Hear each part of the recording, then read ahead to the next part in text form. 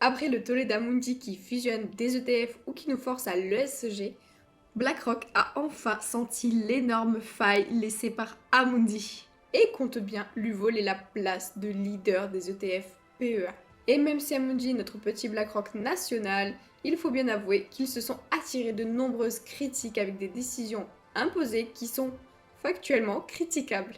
Et en fin de vidéo, je te réserve un petit bilan de mon all-in sur Téléperformance et pourquoi je passe 2 ordres. Et surtout, je dirais factuellement pourquoi je pense qu'un ETF spécifique sera le meilleur MSCI World PEA. La question est donc, cet ETF est-il le meilleur MSCI World disponible? Et cerise sur le gâteau, qui est éligible au PEA? Avant d'analyser point par point, il convient d'analyser brièvement le MSCI World car son nom est totalement trompeur, si ce n'est mensonger. Prenons la meilleure source qui soit. Depuis 1987, selon MSCI en personne, le MSCI World a généré par an 8,48%, ce qui sur 38 ans est incroyable vu que cela revient à une multiplication de votre investissement par 21. Vous mettez 100 000 euros à l'époque et vous avez 2 millions ensuite, cela sans le moindre effort. Par contre, il faut noter que cette performance est via un investissement en une fois. Si vous aviez investi en DCA, vous auriez bien moins gagné. Mais à noter tout de même qu'il superforme l'écrasante majorité des investisseurs pros et particuliers. Là où son nom est mensonger est que le MSCI World n'investit pas sur le monde entier, mais uniquement sur les 23 pays développés avec 70% sur les États-Unis. Qu'on le veuille ou pas, c'est donc à 70% un S&P 500. Sauf que ce MSCI World fait en sorte que pour chaque pays parmi les 23 développés qui le composent, au moins 85% de la capitalisation du pays soit présente. C'est-à-dire que sur les 6,12% du MSCI World, qui est composé d'actions japonaises, dans ces 6%-là, on a 85% des actions du Japon. Néanmoins, certains indices sont tellement concentrés, un peu comme le Nasdaq ou le S&P 500 avec la tech, qu'au final la diversification est limitée. Car comme on vient de le voir, les USA représentent pratiquement les 3/4 du MSCI World. Et pour montrer comment il n'est pas tellement diversifié, il faut savoir que oui, il y a 1500 entreprises à l'intérieur, sauf que les 10 premières positions pèsent plus de 21,47%. Ce qui signifie que la majorité des positions ont un poids dans l'indice pratiquement inexistant. Si une de ces petites sociétés faisait x100 en une journée, cela ne donnerait même pas 1% de performance à l'indice. Les USA depuis 15 ans étant en ligne droite en termes de performance, hors 2022, la performance annuelle sur 10 ans a été de 12,88%, ce qui est colossal. Car en 12 ans seulement, si vous aviez mis 100 000 euros, vous auriez après un total d'un peu plus de 400 000 euros. Par contre, contrairement au S&P 500, le MSCI World est légèrement plus diversifié sectoriellement. Avec la tech présente pratiquement à 30% dans le S&P 500 contre seulement 23% dans le MSCI World, la différence semble peut-être légère, mais en réalité la tech est 20% moins présente dans le MSCI World. On peut aussi noter que l'industrie est 28% plus présente dans le MSCI World que dans le S&P 500. Ce qui signifie qu'en cas de crack sectoriel comme il y en a fréquemment, le MSCI World résistera probablement plus que le S&P 500. Après, pour jouer un rebond, le S&P 500 remontera plus vite et plus fort. Mais pour des investisseurs plus prudents, le MSCI World est un support de choix. Puis effectivement, les meilleurs MSCI World sont capitalisants. Donc forcément, quand on reçoit des dividendes sur une base de 1500 sociétés, c'est forcément très positif. Selon MSCI, le taux de rendement du dividende est de 1,82% en 2024. On estime que c'est environ 60% des sociétés du MSCI World qui en versent. Notez qu'à long terme, le capitalisant est toujours le plus pertinent fiscalement, sauf si vous êtes dans une phase de rente et encore. Maintenant, sur PEA, quel MSCI World est le meilleur? Avant de voir le nouveau Challenger. C'est plutôt simple puisqu'il ne reste qu'un seul autre ETF sur le MSCI World éligible au PEA. Il s'agit du fameux CW8 qui cote à 495 euros, donc ça c'est le plus grand inconvénient. Ce prix de part rendant tous les investisseurs n'ayant pas 500 euros par mois à mettre pour un support, totalement à côté de ce produit incontournable du PEA. Après oui, il y a des frais de 0,38% par an, sauf que Luxor arrive très souvent à surperformer, voire à effacer totalement ses frais. Comme pour son S&P 500 où ça arrive souvent. Quand on déduit la performance de l'indice à celle de l'ETF, on voit donc clairement sur 10 ans que l'ETF a coûté en réalité 0,9% par an, ce qui ferait de lui l'ETF MSCI World le moins cher. Et d'une certaine manière, ça semble exact. Néanmoins, la flexibilité a un coût énorme et sur PEA, les fractions d'actions n'étant pas encore disponibles, on croise les doigts d'ailleurs pour que cela change d'ici quelques années, pour moi cela disqualifie forcément cet ETF. Et justement, le nouveau challenger de iShares, qui est une marque de BlackRock, est un ETF PEA à 5 € la part. En termes de flexibilité, on ne peut simplement pas faire mieux. Surtout qu'il aurait des frais de 0,25%, soit 30% moins de frais que les autres. Néanmoins, Lyxor compense ses frais par de la surperformance. Il faudra donc regarder si iShares arrive à faire la même chose ou pas afin de juger des frais réellement supportés.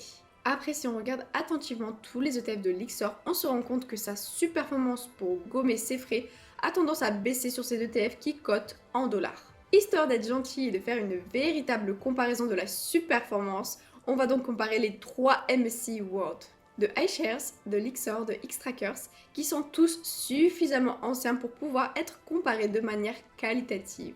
Nous avons donc le iShares MSCI World en dollars versus le Xtrackers MSCI World en dollars, avec enfin le Lyxor Core MSCI World en dollars. Et le Lyxor a fait 11,21% sur 5 ans, 6,71% par an sur 3 ans et 23,26% sur 1 an. Le Xtrackers a fait 11,59% annualisé sur 5 ans, 8,01% par an sur 3 ans et 23,65% sur 1 an.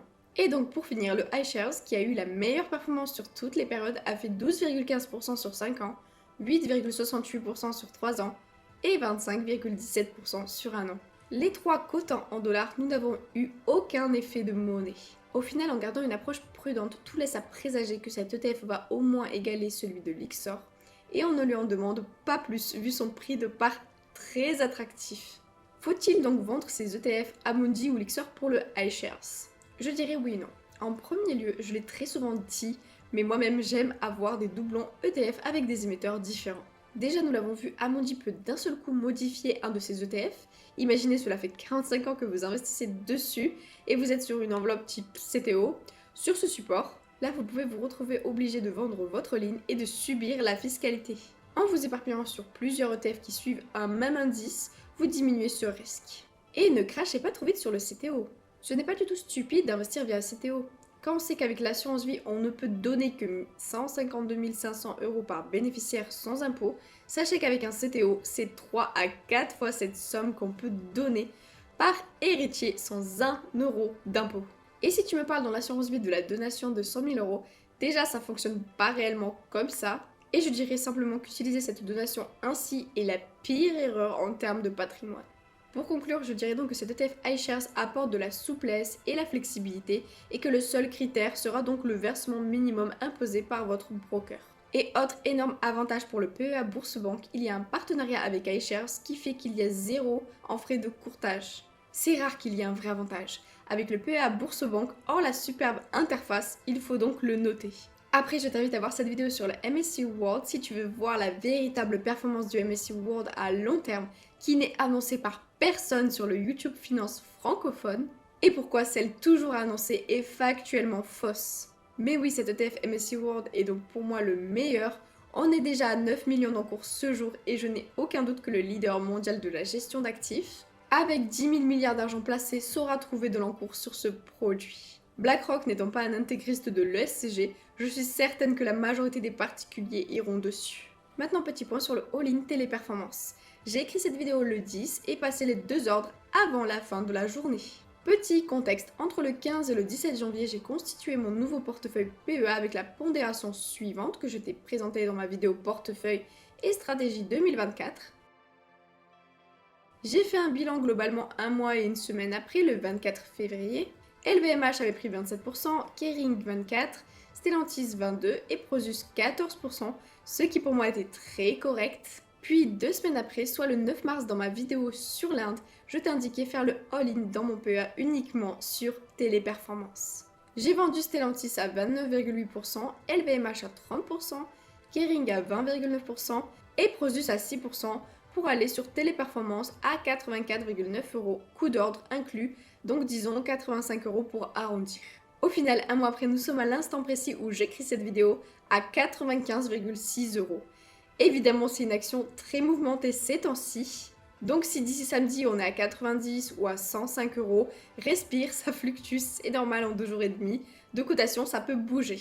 Sauf qu'au PRU précis de 95,6 euros, j'ai décidé de vendre une partie de ma position téléperformance. Pour une raison simple, le 17 janvier j'ai eu Kering à 345,1 euros et je l'ai cédé à 417 euros pour acheter Téléperformance. J'ai donc encaissé globalement 20% de gains et là avec Téléperformance je suis autour des 12,6% de gains. Ce qui fait donc un gain de 32% pour la part qui vient de Kering en 4 mois, ce qui est génial.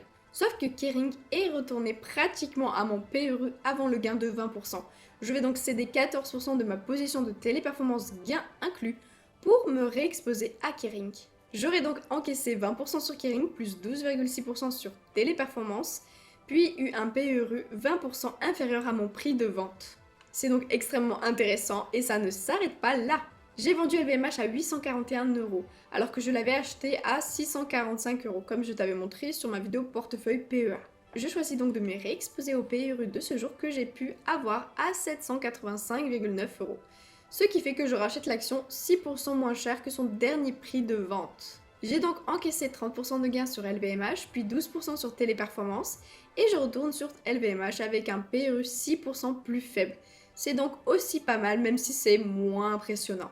Quant à Stellantis, le prix étant environ le même qu'au moment où je l'ai cédé, avec 29,8% de gains, du coup je préfère garder mon gain de Stellantis et mon 12% de Téléperformance, ce qui fait 41% en 4 mois. Et rester donc sur Téléperformance, même si à court terme ça risque de vaciller, car 3 séances largement vertes, ça m'inquiète un peu. Et pour Prosus, depuis que j'ai vendu l'action, elle a pris 10%, donc non, je ne vais clairement pas y retourner maintenant. Au final, sur la valeur actuelle de mon PEA, 14% sur Kering, 12% sur LVMH et 75% sur Téléperformance. Si Téléperformance repasse sous les 85 euros et qu'il efface donc mon gain latent de 12%, et si LVMH et Kering sont montés d'ici là de quelques pourcents, je retournerai en full Téléperformance. Pour l'instant, le all-in a été génial, 12% en un mois et une semaine, c'est très bien. Surtout qu'avant ça, le portefeuille avait fait 20% en 2 mois avant le all-in. De ce fait, même si Téléperformance rechute à 80 euros pour plusieurs mois, j'aurai toujours largement de l'avance sur les indices et c'est sans compter que j'avais annoncé en juillet que si Téléperformance passait sous les 100 euros, je ferais all-in. Au final, c'est ce qui s'est passé et j'ai cédé à 138 euros en fin 2023. Ce qui donne que j'ai vraiment de l'avance pour supporter quelques mois dans le rouge s'il le faut. J'espère juste sincèrement que le prochain directeur général aura un discours plus clair et plus concret sur l'IA. Car effectivement, j'adore Téléperformance, mais la communication est pour le moins ambiguë. À croire que c'est fait exprès. Il y avait un magnifique article sur Zone Bourse au sujet de Téléperformance, mais je ne le retrouve plus. Je ferai bientôt un backtest avec all-in et sans le all-in, si j'étais restée dans le premier portefeuille, afin de voir si mes décisions étaient les bonnes. Du coup, le vrai all-in est terminé, même si 75% sur une action, ça reste très concentré. J'espère que cette vidéo t'a plu, à très vite. Thème de la prochaine vidéo dans le sondage, tu trouveras le lien en description. Et n'oublie jamais que la meilleure manière d'investir est ne jamais cesser d'apprendre.